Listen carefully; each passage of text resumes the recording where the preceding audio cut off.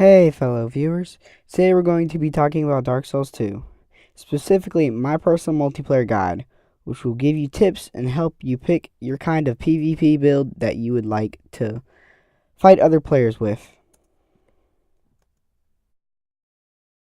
Today we're going to be covering rings and pyromancy. You can now have 4 rings in total instead of 2. I will only be covering the rings that I feel are worthy for PvP. Not saying all rings aren't useful for PvP, just these are better. First off, we have the Abyss Seal, which makes all of your hexes 20% stronger, and it can be really annoying when you have a Renaissance weapon.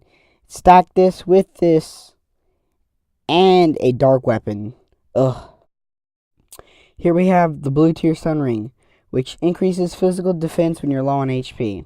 And it's really amazing when you have some faggot spamming a spear, beating the living out of you, and it'll let you live a few more hits. And I've won a lot of PvPs with low HP because of this ring has saved my life multiple occasions. Worth wearing.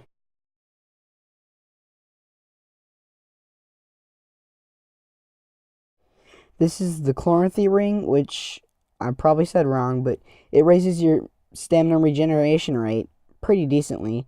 And it's really nice if you're running a build that can't roll very often because they have low stamina or can roll a lot.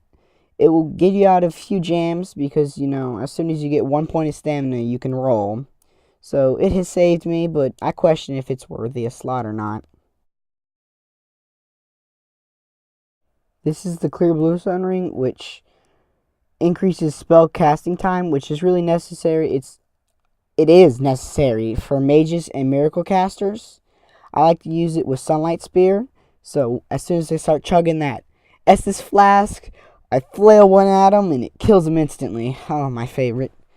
Really useful ring for pretty much every build because magic is now necessary, the way that the mechanics work.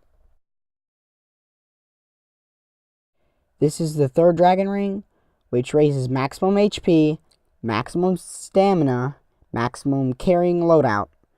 It is necessary on every build, very fragile, coming at 20 points of durability, which literally, sometimes the PvP will literally break on me. That's why I always carry a second version of this ring, and I put it on as soon as it breaks. Very useful, but breaks very easily.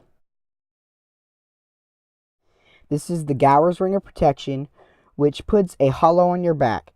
Very useful if you're in PvP and this guy comes at you with Ultimate Greatsword and you know you're not going to be able to roll because you're out of stamina, but you have just enough reaction time to turn your back to him.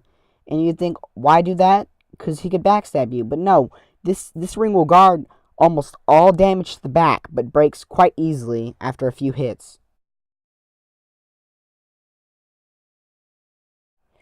Don't you love it when you get stun locked to your very own doom? Well, this ring will help you against that. If you wear this ring, after every few hits, a fiery explosion is going to happen, causing around 250 to 350 damage to your target. Really good because if I hear that fiery explosion about to happen, I like to roll away, and it gives the fighter another chance to live. Really annoying though if you use a heavy weapon because it would go off after every single hit.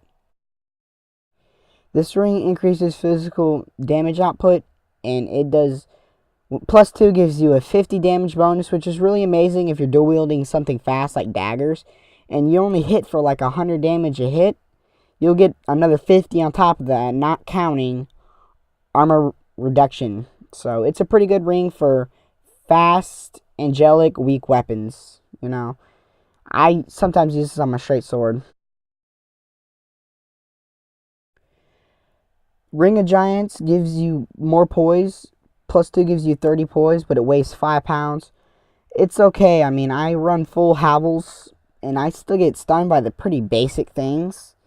It might help you. It probably won't, though. I mean, they need to patch poise and make it worthy.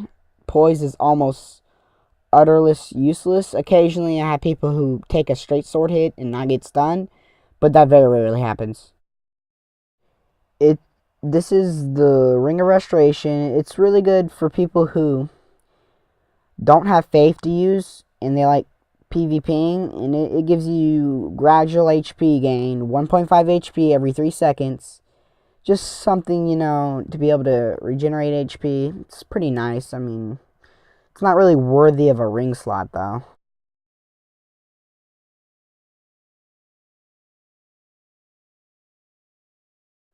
For the love of God, someone tell me what the purpose of this ring is. All it does is make you look like a human, and you get it so late in the game. Like, what, am I going to stare at myself for an hour?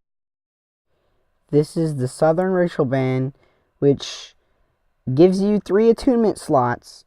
And I love it because it's really good. After 30 attunement gives you 6 slots. And after that, it literally requires at least 10 points into attunement to get a slot, which is ridiculous. So this saves you so many soul levels. Really nice ring to have. I use this on my build. This is the stone ring. It gives you poise damage to all your weapons, which is kind of overpowered because it makes daggers poise more often. I use this on my straight sword, and I literally poise every hit. Poise break. Ugh. Every hit, and it's ridiculous when I stun a guy 10 times in a row. This is why this ring may get nerfed. It's really good for light or fast weapons. Don't you just love gankers? Well, this ring makes you appear as a white phantom. That's why they call it the white ring. The white ring is really amazing, and I haven't got to test it out much.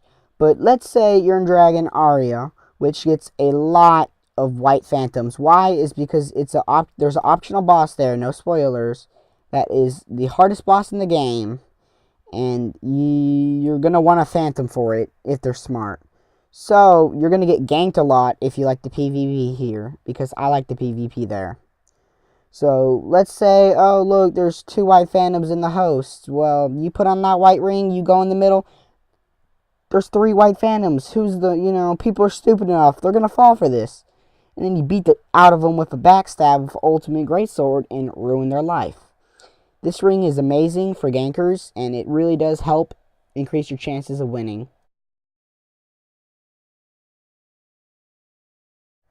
Pyromancy is a kind of magic that does not require intelligence, just attunement slots. Kind of overpowered if you ask me. To cast pyromancies, you need the Pyro Glove, which you get after the boss in No Man's Wharf. Forbidden Sun, my favorite pyromancy of them all, probably. This is just like Giant Fireball, except it's super huge fireball, and it casts so fast, it's ridiculous. You get this really late in the game, and you can spam the crap out of this. My favorite of all pyros. You get this extremely early on Flame Swath, and let's say you're in the bell tower PvPing. They climb up the giant ladder. Right as soon as they get to the top, you spam that, they're dead instantly. Causes a circular explosion. Really nice. Here we have Firestorm, which shoots fire out of the ground. Noob killer. Watch out for it. Chaos Storm here, and it causes over 1,000 damage. Does exactly like the Firestorm, except just watch out on tight places because it doesn't have very far to travel, so it can rip you up. Watch out. Personally, I haven't seen this in use yet since it's kind of hard to get. I'm about to get this. Just, if it's like Dark Souls 1, watch out. And it's probably even worse since rolls, you don't have God rolls anymore.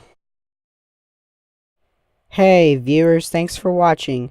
Check my next part when it comes out soon. We'll be covering miracles, sorcery, and special armors. Yay!